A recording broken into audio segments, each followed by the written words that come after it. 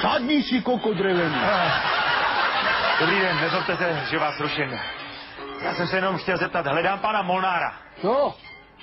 Jestli náhodou nejste pan Molnár. Ja som není Molnár. Molnár tu bol, ale odišiel, už tu je není. Aha. Všetci bačovia odišli do doliny. Ano? Ženy ich odvliekli preč. Viete, a ja som tu ostal jediný, ale teraz som veľkobačiar. Tak, to je výborné. Ano. Dovolte, abych se představil. Já jsem reportér časopisu Ekobiosfér a sbírám tady po horách materiály pro svoji práci. A chci napsat o životě tradičních pastevců. A jestli byste dovolili, abych s vámi udělal takové malé interview. Inter čo? Interview, takový malý rozhovor, krátký rozhovor, jestli dovolíte. Tak môže byť aj dlhý, ja som sa tu dlho s nikým nerozprával. Výborně, tak to staví. Sadni si, koko drevený. Já jsem si připravil tady takovou technickou pomůcku. Áno, áno. Nedáte si sír, alebo žinčicu, alebo slivovicu, korbáč. Tak slivovici, věřím o tom, že je zdravá, nic já rád ochutnám potom za chvilku, ale myslíte, budeme... To sa vyrába tak, že sa tu na stehnách. Ano, dokonce, tak... Múla, je to celkom dobré. Tak to už se na to těším. Ale nemám kedy sa vyumývať, takže možno sú troška pikantnejšie. Dobře. Děkuji, rád si dám. Tak.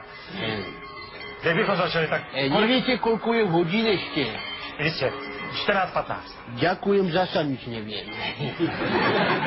Tak, pojďme na to. Kolik je vám let, pane Bačo? Tak bude mi 82 rokov. Ale vypadáte výborně, vypadáte tak na 50, to asi zdravým životním stylem. Tak ja neviem, no vidíte tu roklu, ako je plná tých vajglov? Ano? To som ja vyfajčil všetko. Dobře, ale přesto se žije tady v horách jinak než ve městě, že jo? Přece jenom třeba alkohol se tolik nepije, ne? Vidíte tam tú roklu plnú tých fľaší? Ano. To som ja vypil všetko. Dobře, ale přesto samozřejmě se žije tady v horách jinak. Možná tady žijete tak trošku jako v celibátu, jako mnich. Co ženy? Predvčerom zubata došli a tak som jej kožuch vyprášil, že aj kosu zabudla. Dobře, tak odinut. Tady v horách samozřejmě se naskytne celá řada příběhů, dobrodružství. Nemáte pro naše čtenáře nějakou veselou historku z hor? Viete, čo mám? Pred 3 rokmi sa nám stratila malá koza. Ano. A sme ju hľadali, 4 dní sme ju hľadali a mysleli sme, že zomrela. A keď sme ju našli, my ju tam od radosti všetci otrckali a som ju tam... Počkejte, tak nevím, jestli toto pro čtenáře mohu publikovat. Zkuste nějakou jinou veselou historku. Tak pred 2 rokmi sa nám stratila ovečka. Ano. A sme ju hľadali vyše 2 týždňov. A keď sme ju našli v Demenovskej doline, ona bola celkom v poriadku. Ano. My ju tam od radosti vytrckali, že nevládala na tie nohy. Dobře, tak trošku jinak. Tak zkusme třeba nějaký smutný příběh, historku. Viete, čo mám? Ano. To som sa v lani stratil. Dobře. Pane Bačo, pojďme dál. Žijete tady sám v horách, chodíte někdy do údolí za lidmi, do civilizace? Tak raz za život som bol aj v Bratislave. Dokonce. V Dunaji sa baba topila a revala: pomoc, topím sa! A ja na ňu: a čo trčkať, vieš? A ona: pravda, viem! A ja: aj plávať sa naučíš. Ale samozrejme aj do doliny zájdem, keď potrebujem, čo ja viem, trenírky napríklad. Zháňal som trenírky, sadni si, koko drevený. Zháňal som trenírky. A dojdem do doliny, do obchodu a vravím: prosím vás, nemáte trenírky? A predavačka povedali: nie, iba šlipy aj s tričkom, taký komplet, vieš? Tak to som nechcel. Čo som povedal som: nemáte trenírky? Bača, nemám, iba šlipy aj s tričkom, taký komplet, vieš? Tak to som nechcel tiež. Čo som za známou, taká Tereska sa volá. A vravím: Tereska, trenírky nemáš? A ona: bača, nemám, iba šlipy aj s tričkom, taký komplet, vieš? Hej. A ona došla za 2 týždne s košíkom po vajíčka. A vraví mi: bača, máš voľaké vajcia? A ja som povedal, áno, iba 2 aj s kokotom, taký komplet, vieš?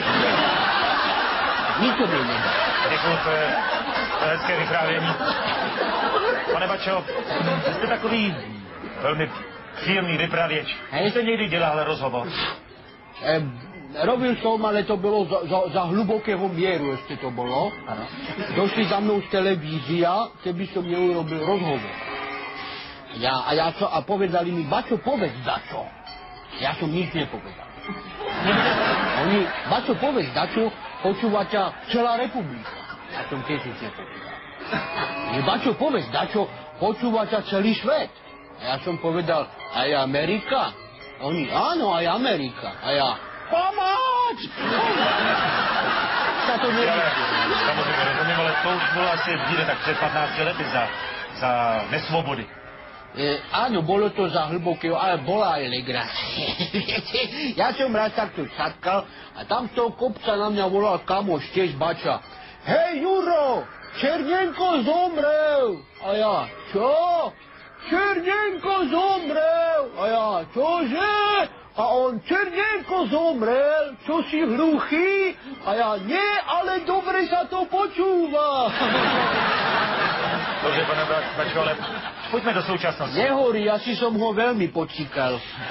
Dobře, tak to potom rozhodíme. Pojďme se podívat na současnou politickou situaci. Co váš názor na pana Mečiara? My sme si už zvolili misiu aj za režimy. Dobře, to taky nebudu moc napsat. Tak, co váš soukromý život? Žijete tady sám? Nie, s Agnešou. A Agneša je kde? To je ona, tá ovca pekná. Tady to je Agneša. Áno, veľmi pekná, pritulná, maznavá taká, áno. Škoda, že ešte variť nevie, no ale... Dobre sa... Ja som bol ženatý, mal som manželku. Áno. Mal som manželku a ma opustila. Raz som sa zobudil a ona, že vraj ide preč. A ja som povedal, a prečo? A ona, Juraj, ty si hrozný kokot. Keď sa zobudíš si kokot, keď raňajkuješ si kokot, keď ideš do doliny si kokot, aj v spálni si kokot. Keby boli majstrovstvá sveta kokotov, tak si druhý kokot na svete. Ja som povedal, prečo bodaj nie aj prvý? Lebo si taký kokot, že by si ani nevyhral.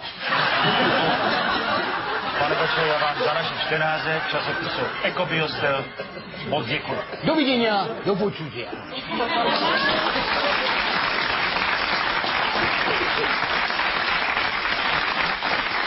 Honzo! Áno! Honzo!